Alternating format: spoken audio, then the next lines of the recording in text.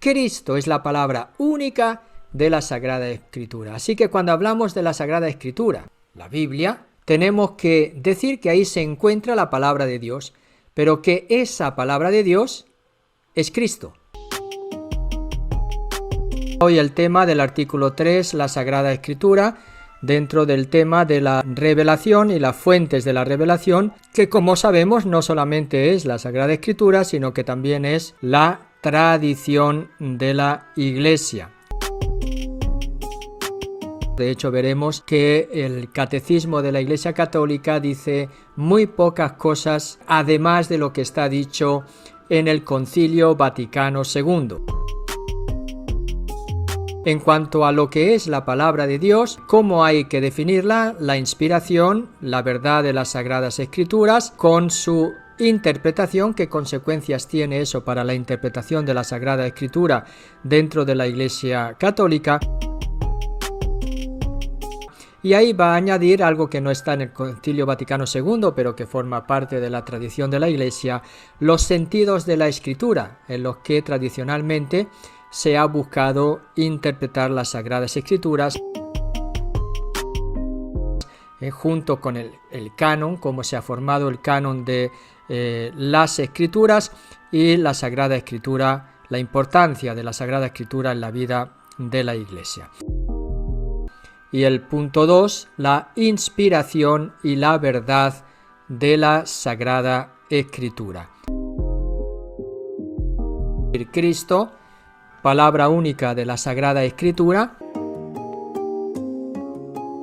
Así que la doctrina de la Iglesia en cuanto a la palabra de Dios está aquí sintetizada, que va de los números 101 al número 108. Serán los números que explicaremos en el día de hoy. Ven, Espíritu Santo, llena los corazones de tus fieles y enciende en ellos el fuego de tu amor. Envía, Señor, tu Espíritu y serán creadas las cosas y renovarás la faz de la tierra.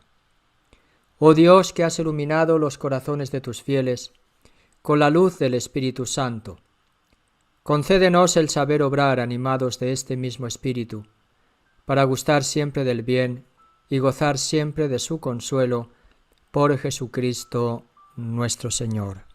Amén. En el nombre del Padre, del Hijo y del Espíritu Santo. Amén. Así que el primer punto, cuando habla de la Sagrada Escritura, y eso es muy importante a la hora de sacar un criterio de interpretación de la Sagrada Escritura. Cuando hablamos de la Sagrada Escritura, hablamos de la palabra de Dios. Pues bien, en el primer punto nos dice el Catecismo que Cristo es la palabra única de la Sagrada Escritura. Sorprende esta afirmación del Catecismo de la Iglesia Católica, porque como dice el Catecismo de la Iglesia Católica, repito otra vez, porque quiero enfatizar este aspecto que muchas veces se olvida a la hora de interpretar la Sagrada Escritura, Cristo es la palabra única de la Sagrada Escritura. San Jerónimo por eso decía que desconocer la Sagrada Escritura es desconocer a Cristo.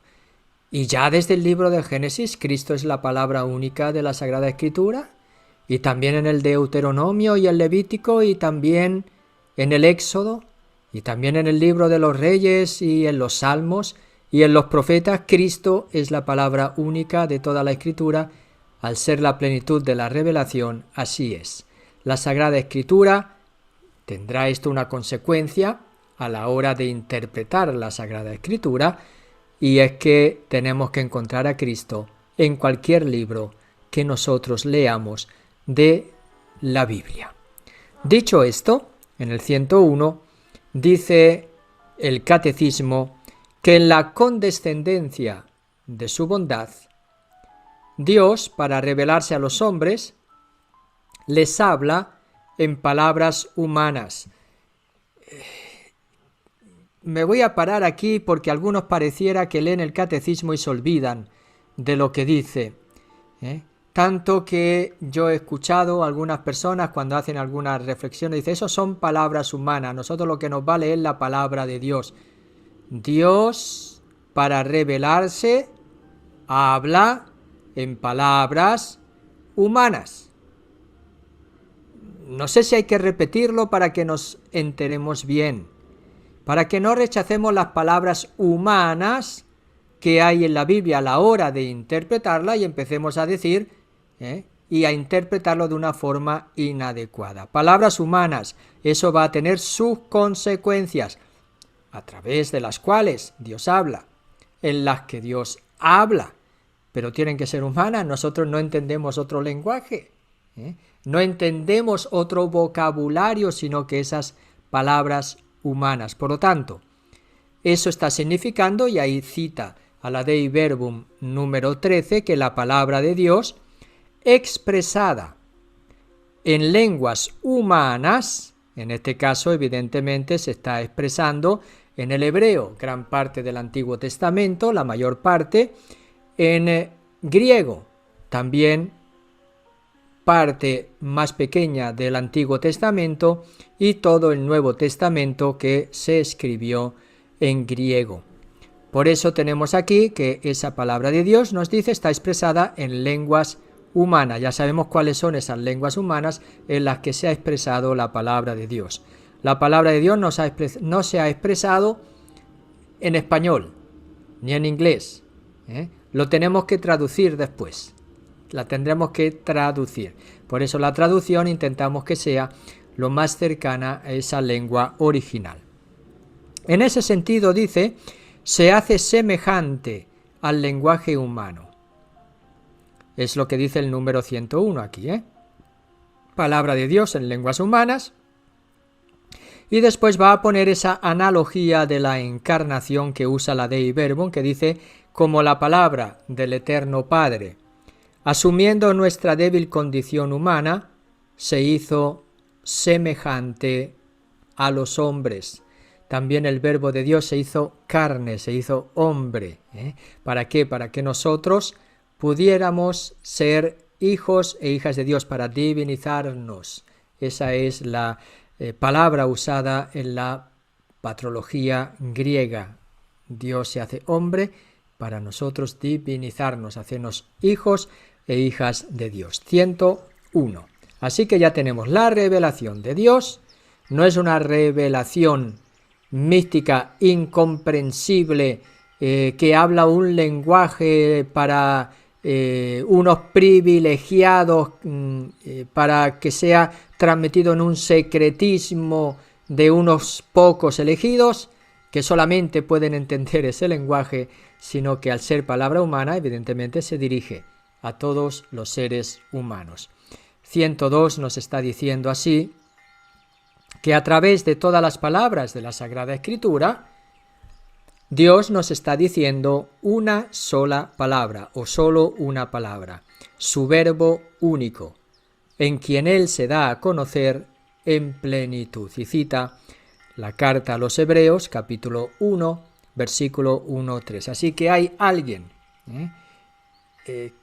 Dios está pronunciando una palabra, y esa palabra que Dios pronuncia en esas palabras humanas a través de las cuales Él se ha revelado, es la palabra del verbo único. Verbo, ya saben que está significando eso, palabra, en quien Él se da a conocer en plenitud. Dice, citando aquí a San Agustín, en este número 102, nos dice así, esto es una cita de San Agustín en su obra Enarratio in Psalmum, es decir, como un comentario a los salmos, que recordad que es una misma palabra de Dios la que se extiende en todas las Escrituras, que es un mismo verbo que resuena en la boca de todos los escritos sagrados, el que, siendo al comienzo Dios junto a Dios, no necesita sílabas, porque no está sometido al tiempo. Así que esa es, con imágenes, la expresión de San Agustín.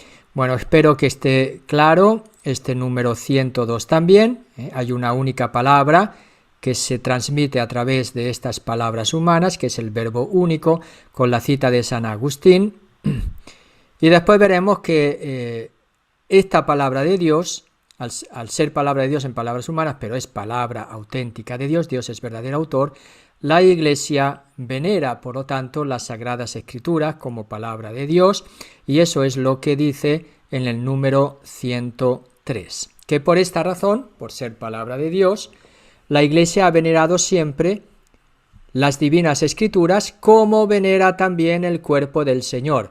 Hay una presencia, por lo tanto, de la única palabra, el Verbo encarnado, en las Sagradas Escrituras, una presencia sacramental, ya sabemos que de otro tipo de presencia, a través de esa explicación de la presencia sacramental y la transubstanciación, una presencia sustancial, realmente, sustancialmente, en el cuerpo de Cristo. Pero la Iglesia dice, lo venera, así como la palabra de Dios venera también el cuerpo del Señor, no cesa, por lo tanto, de presentar a los fieles el pan de la vida, que se distribuye en la mesa. Hay un pan, que es el único pan de vida, y ahí nos suena el capítulo 6 del Evangelio de San Juan. Yo soy el pan vivo, bajado del cielo, y este pan, el que come de este pan, vivir no morirá, para siempre. Es el pan vivo, yo soy el pan vivo, bajado del cielo.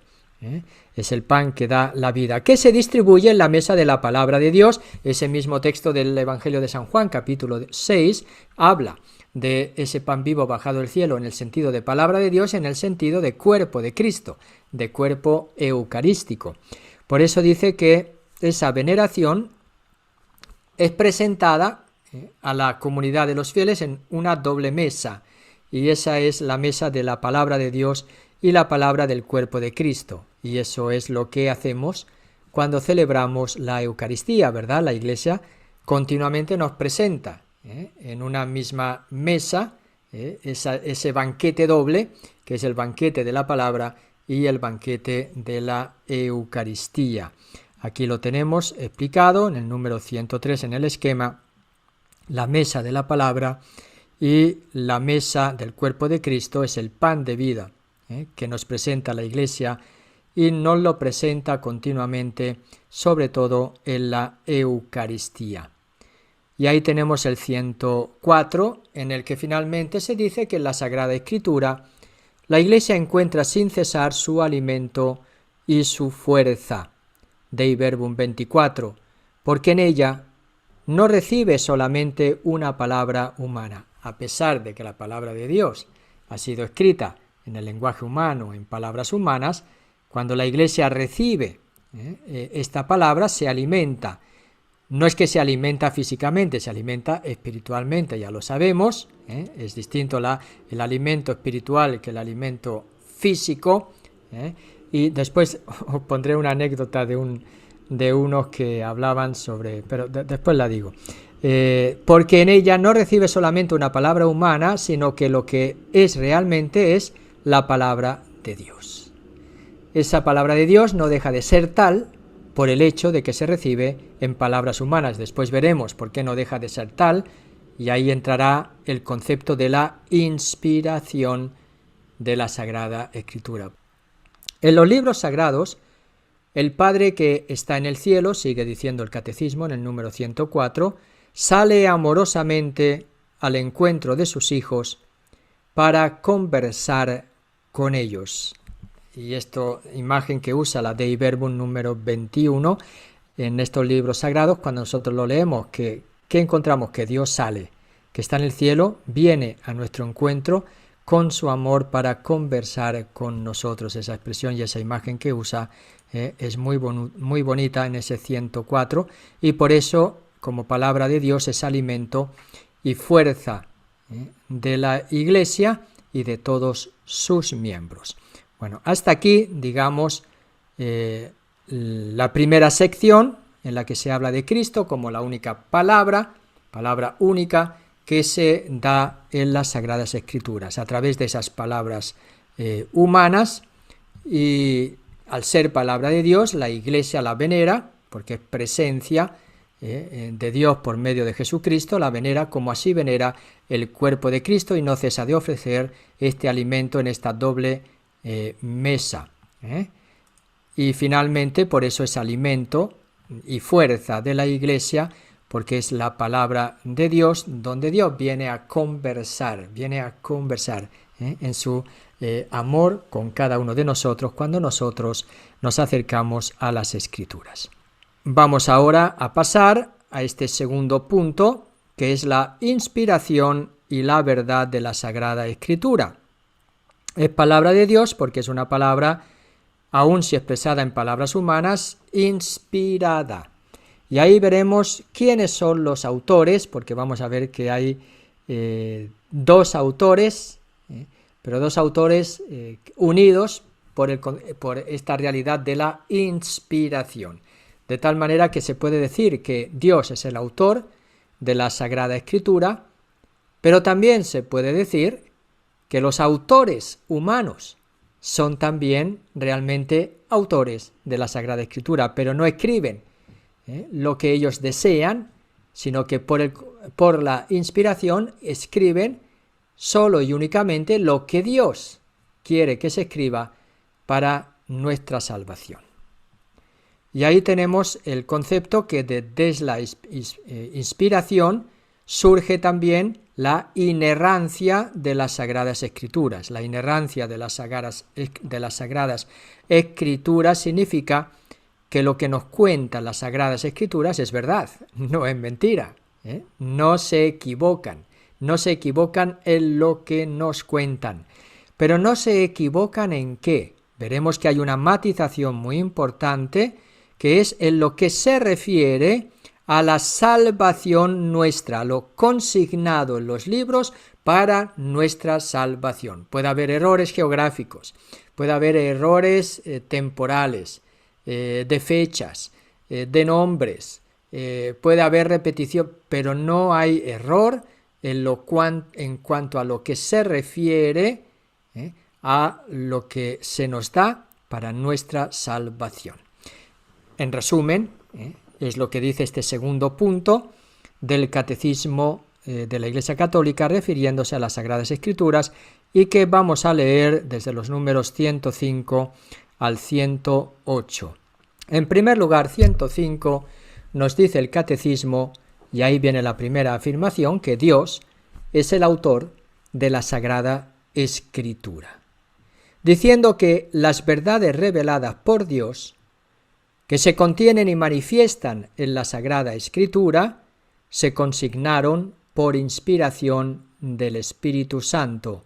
Dios es el autor de la Sagrada Escritura, porque esas verdades que se nos han revelado, contenidas en las Sagradas Escrituras, manifestadas esas verdades en la Sagrada Escritura, se consignan a nosotros por inspiración del Espíritu Santo, aun si esta revelación de Dios se hace en palabras humanas, ahí está, la inspiración.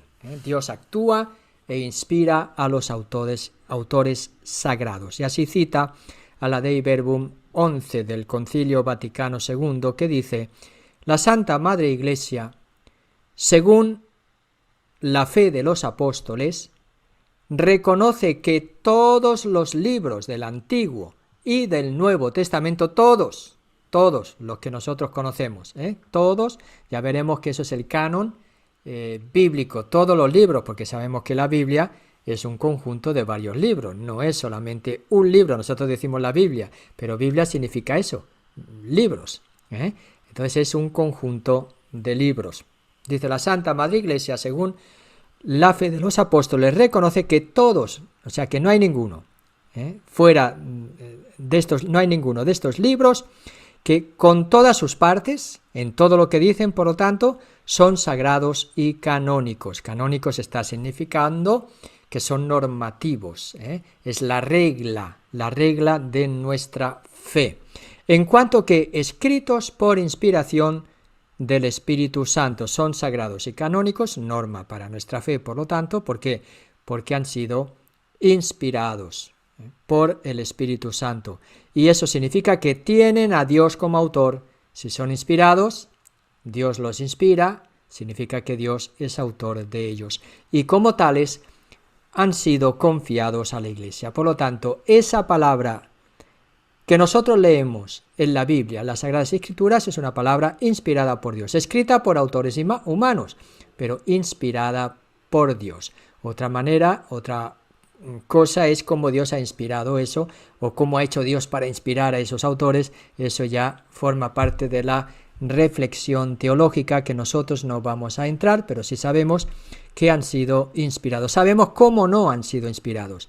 Un concepto que ya Dios no ha dictado a los autores. Sabemos que eso no forma parte del concepto de la inspiración. Hoy no se percibe ni se concibe de esta manera la inspiración. En un pasado sí se decía que Dios usa de los autores humanos como cuando un escritor usa la pluma, ¿verdad? Es decir, como si Dios moviera la mano de los escritores sagrados, que se llaman agiógrafos, y escribiera por medio de ellos. Pero veremos que este concepto no es el concepto del catecismo, que tampoco es el concepto, por lo tanto, expresado en el Concilio Vaticano II,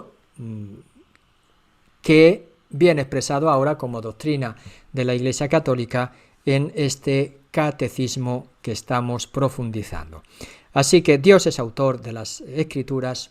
¿Por qué? Porque inspira a los autores sagrados. En otras palabras, es lo que nos está diciendo este número 105. Aquí tenemos, Dios es el autor de la Sagrada Escritura, toda ella y en todos sus libros, escritos porque han sido inspirados y como tales han sido confiados a la Iglesia, que ella a su vez va a ofrecer, ya dijimos, como en el banquete, en una única mesa, el banquete de la palabra de Dios. En el número 106 dirá que a quién ha inspirado.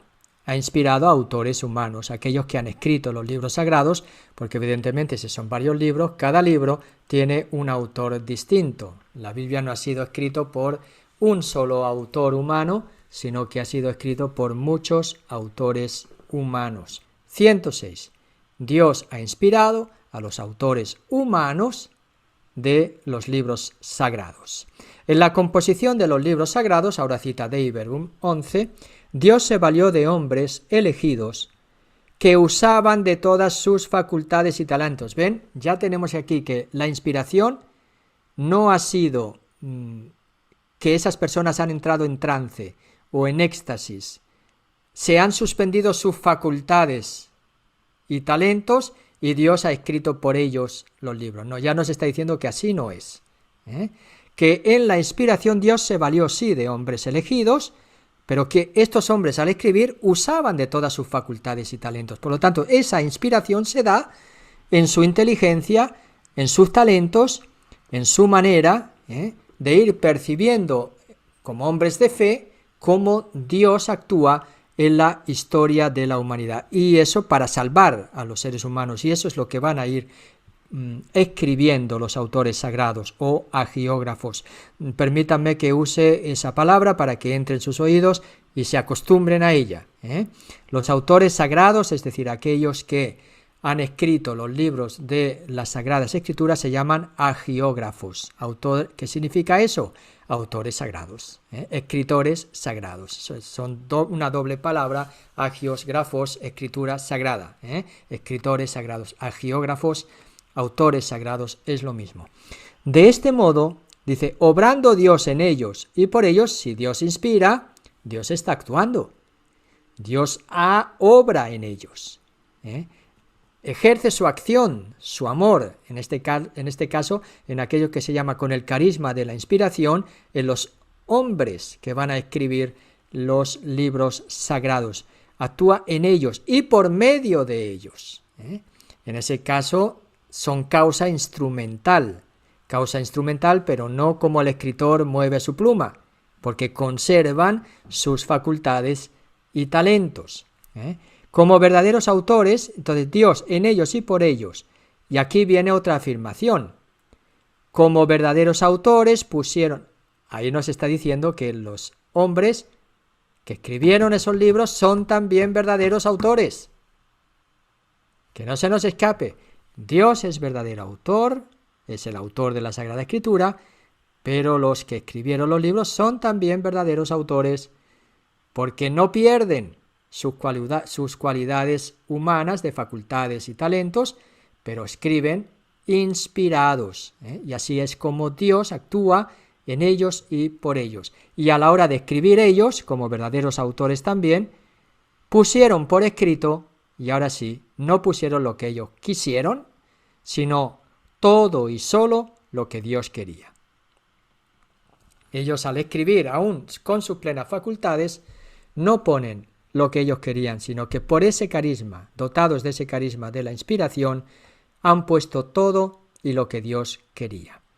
Y ahí viene todo y lo que Dios quería, ¿en orden a qué? En todos los detalles, y ahí va a venir esa afirmación de que los libros inspirados enseñan la verdad. O sea, si ellos han puesto todo y solo lo que Dios quería, se sigue de ahí la inerrancia, que lo que dice las Sagradas Escrituras es verdad. Es verdad, no nos mienten.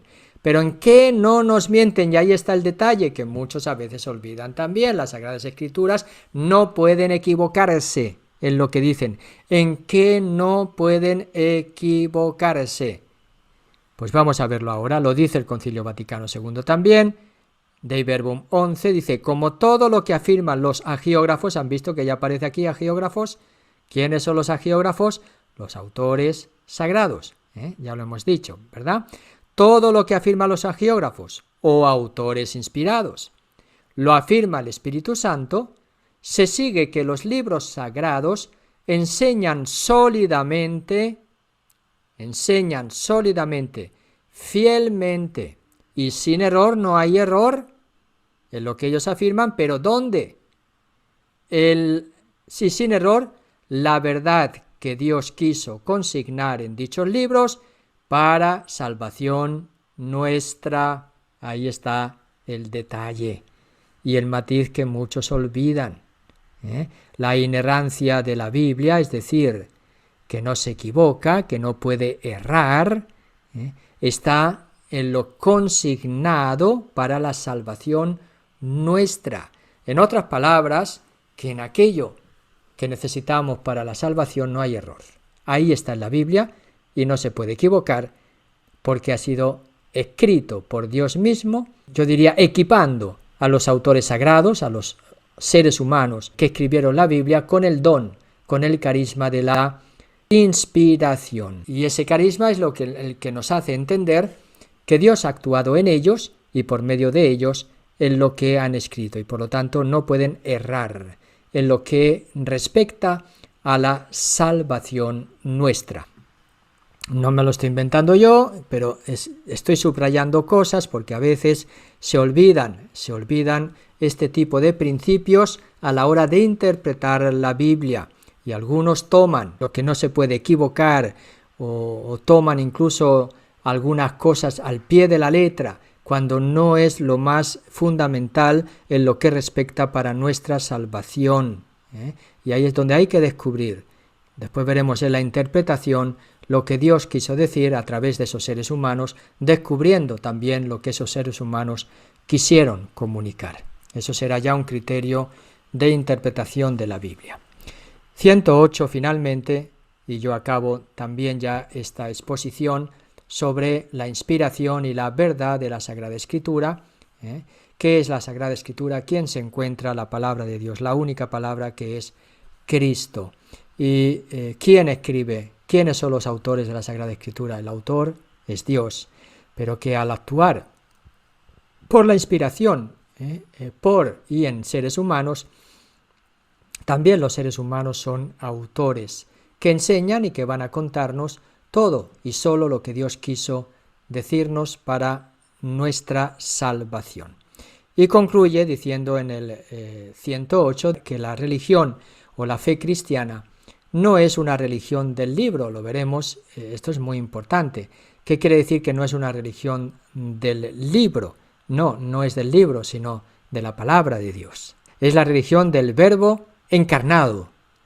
Y ese Verbo encarnado está en las Sagradas Escrituras. No es un libro muerto, es un libro vivo, en el que Dios dice viene a dialogar con nosotros como en una conversación de amigos no solamente para enseñarnos verdades, sino para entregarnos también su propia vida. En ese sentido, no es una religión del libro, como algunos dicen, sino que es la religión de la palabra de Dios, es decir, no de un verbo escrito y mudo, como dice San Bernardo de Claraval, sino del verbo encarnado y vivo. Así, para que las Escrituras no queden en letra muerta, es preciso que Cristo, palabra eterna del Dios vivo, por el Espíritu Santo, nos abra el espíritu a la inteligencia de las mismas. Como San Lucas en el capítulo 24-45, le abrió la inteligencia. Cristo, caminando con los discípulos de Emaús, les abrió la inteligencia para que entendieran las Escrituras. En ese sentido, no es un libro, no es una religión del libro, porque es el verbo encarnado y vivo, no el verbo escrito y mudo, porque está vivo en medio de nosotros. Así como empezó esta sección hablando de que Cristo es la única palabra que hay en la Sagrada Escritura, así acaba diciéndonos que Cristo es aquella palabra que también nos hace entender las Sagradas Escrituras, que abre nuestro entendimiento en Dios por medio de Cristo en el don del Espíritu Santo, que abre nuestro entendimiento, nuestra inteligencia, para que las podamos comprender y acoger en nuestra vida. Así que aquí tenemos este número.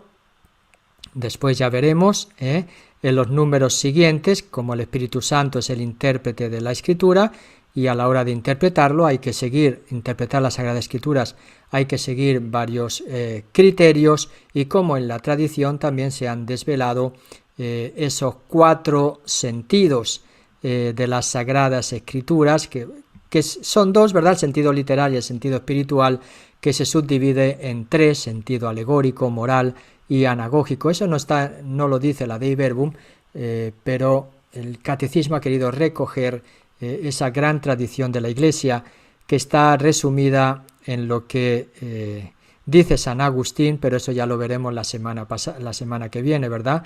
Littera gesta docet, quid credas allegoria, moralis quid agas, quotendas anagogia, es decir, la letra enseña los hechos, la alegoría lo que has de creer, el sentido moral lo que has de hacer, y la anagogía a dónde has de tender.